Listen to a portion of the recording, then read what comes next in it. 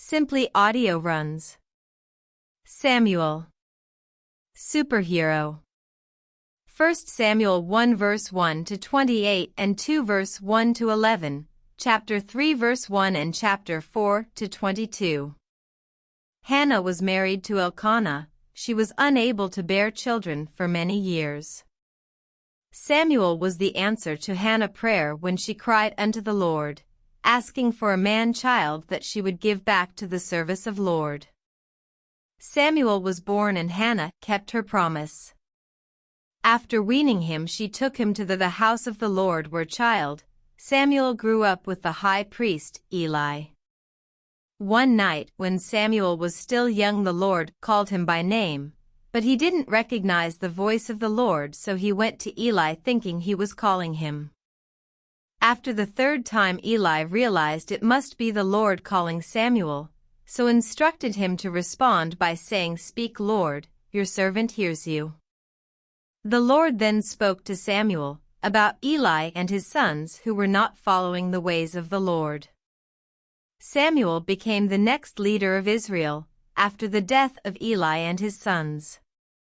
Now there was a certain man of Ramathaim Zophim of the hill country of Ephraim, and his name was Elkanah, the son of Jeraham, the son of Elihu, the son of Tohu, the son of Zuph, an Ephraimite. He had 2 wives. The name of one was Hannah, and the name of the other Peninnah. Peninnah had children, but Hannah had no children. This man went up out of his city from year to year to worship and to sacrifice to Yahweh of armies in Shiloh. The 2 sons of Eli, Hophni and Phinehas, priests to Yahweh, were there. When the day came that Elkanah sacrificed, he gave portions to Peninnah his wife and to all her sons and her daughters, but he gave a double portion to Hannah, for he loved Hannah, but Yahweh had shut up her womb. Her rival provoked her severely, to irritate her, because Yahweh had shut up her womb. So year by year, when she went up to Yahweh's house, her rival provoked her. Therefore she wept and didn't eat. Elkanah her husband said to her, "Hannah, why do you weep? Why don't you eat? Why is your heart grieved? Am I not better to you than 10 sons?" So Hannah rose up after they had finished eating and drinking in Shiloh. Now Eli the priest was sitting on his seat by the doorpost of Yahweh's temple. She was in bitterness of soul, and prayed to Yahweh, weeping bitterly. She vowed a vow, and said, "Yahweh of armies, if you will indeed look at the affliction of your servant and remember me, and not forget your servant, but will give to your servant a boy, then I will give him to Yahweh all the days of his life, and no razor shall come on his head." As she continued praying before Yahweh, Eli saw her mouth. Now Hannah spoke in her heart. Only her lips moved, but her voice was not heard. Therefore Eli thought she was drunk. Eli said to her, "How long will you be drunk? Get rid of your wine." Hannah answered, "No, my lord, I am a woman of a sorrowful spirit. I have not been drinking wine or strong drink, but I poured out my soul before Yahweh. Don't consider your servant a wicked woman, for I have been speaking out of the abundance of my complaint and my provocation." Then Eli answered, "Go in peace, and may the God of Israel grant your petition that you have asked of him." She said, "Let your servant find favor in your sight." So the woman went her way and ate, and her facial expression wasn't sad anymore. They rose up in the morning early and worshipped Yahweh, then returned and came to their house to Ramah. Then Elkanah knew Hannah his wife, and Yahweh remembered her. When the time had come, Hannah conceived, and bore a son, and she named him Samuel, saying, "Because I have asked him of Yahweh." The man Elkanah, and all his house, went up to offer to Yahweh the yearly sacrifice and his vow. But Hannah didn't go up, for she said to her husband, "Not until the child is weaned, then I will bring him, that he may appear before Yahweh, and stay there forever. Elkanah her husband said to her, "Do what seems good to you. Wait until you have weaned him, only may Yahweh establish his word." So the woman waited and nursed her son until she weaned him. When she had weaned him, she took him up with her, with 3 bulls, and 1 ephah of meal, and a container of wine, and brought him to Yahweh's house in Shiloh. The child was young. They killed the bull, and brought the child to Eli. She said, "Oh, my lord, as your soul lives, my lord, I am the woman who stood by you here, praying to Yahweh. I prayed for this child, and Yahweh has given me my petition which I asked of him. Therefore I have also given him to Yahweh. As long as he lives he is given to Yahweh." He worshipped Yahweh there. 1 Samuel 1:1-8. Hannah prayed, and said, "My heart exults in Yahweh. My horn is exalted in Yahweh. My mouth is enlarged over my enemies, because I rejoice in your salvation. There is no one as holy as Yahweh, for there is no one besides you, nor is there any rock like our God. Don't keep talking so exceedingly proudly. Don't let arrogance come out of your mouth, for Yahweh is a God of knowledge. By him actions are weighed. The bows of the mighty men are broken. Those who stumbled are armed with strength. Those who were full have hired themselves out for bread. Those who were hungry are satisfied. Yes, the barren has borne 7. She who has many children languishes. Yahweh kills and makes alive. He brings down to Sheol and brings up. Yahweh makes poor and makes rich. He brings low, he also lifts up. He raises up the poor out of the dust. He lifts up the needy from the dunghill to make them sit with princes and inherit the throne of glory.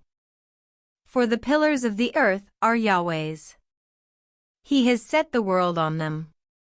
He will keep the feet of his holy ones, but the wicked will be put to silence in darkness, for no man will prevail by strength. Those who strive with Yahweh shall be broken to pieces. He will thunder against them in the sky. Yahweh will judge the ends of the earth. He will give strength to his king, and exalt the horn of his anointed. Elkanah went to Ramah to his house. The child served Yahweh before Eli the priest. 1 Samuel 2:1-1. The child Samuel ministered to Yahweh before Eli. Yahweh's word was rare in those days. There were not many visions then. At that time, when Eli was laid down in his place, now his eyes had begun to grow dim, so that he could not see, and God's lamp hadn't yet gone out, and Samuel had laid down in Yahweh's temple where God's ark was. Yahweh called Samuel. He said, "Here I am." He ran to Eli and said, "Here I am, for you called me." He said, "I didn't call. Lie down again." He went and lay down. Yahweh called yet again, "Samuel." Samuel arose and went to Eli and said, "Here I am, for you called me." He answered, "I didn't call, my son. Lie down again." Now Samuel didn't yet know Yahweh, neither was Yahweh's word yet revealed to him. Yahweh called Samuel again the 3rd time. He arose and went to Eli and said, "Here I am, for you called me." Eli perceived that Yahweh had called the child. Therefore Eli said to Samuel, "Go, lie down. It shall be, if he calls you, that you shall say, 'Speak, Yahweh, for your servant hears.'" So Samuel went and lay down in his place. Yahweh came and stood and called as at other times, "Samuel, Samuel."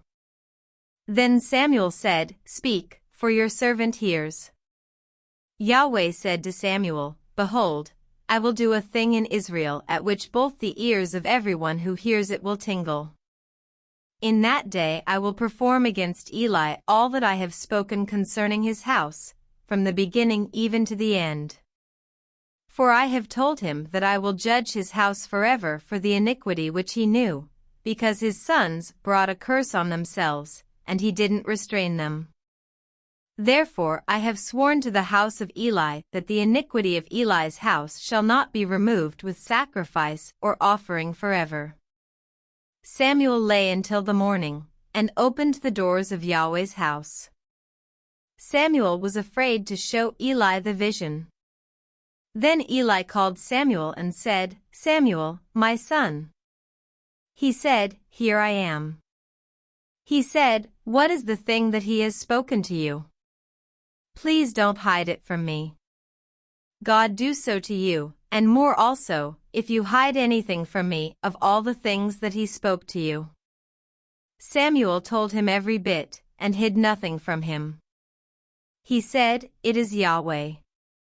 Let him do what seems good to him."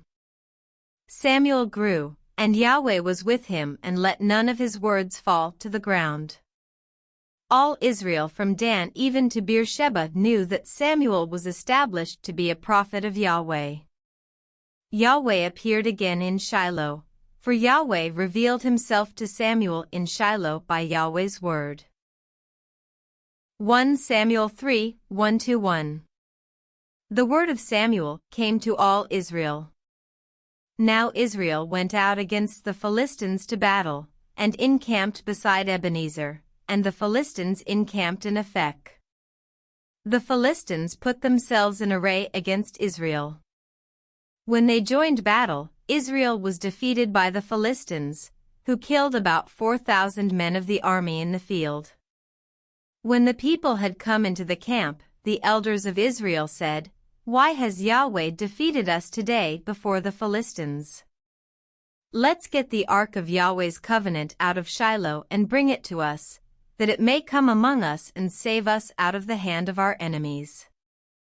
So the people sent to Shiloh, and they brought from there the ark of the covenant of Yahweh of armies, who sits above the cherubim, and the two sons of Eli, Hophni and Phinehas, were there with the ark of the covenant of God.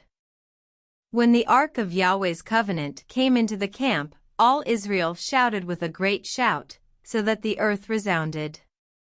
When the Philistines heard the noise of the shout, they said, "What does the noise of this great shout in the camp of the Hebrews mean?" They understood that Yahweh's ark had come into the camp. The Philistines were afraid, for they said, "God has come into the camp."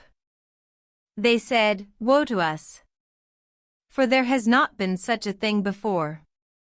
Woe to us! Who shall deliver us out of the hand of these mighty gods?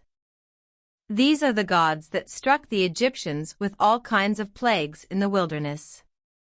Be strong and behave like men, O you Philistines, that you not be servants to the Hebrews, as they have been to you. Strengthen yourselves like men, and fight." The Philistines fought, and Israel was defeated, and each man fled to his tent. There was a very great slaughter, for 30,000 footmen of Israel fell.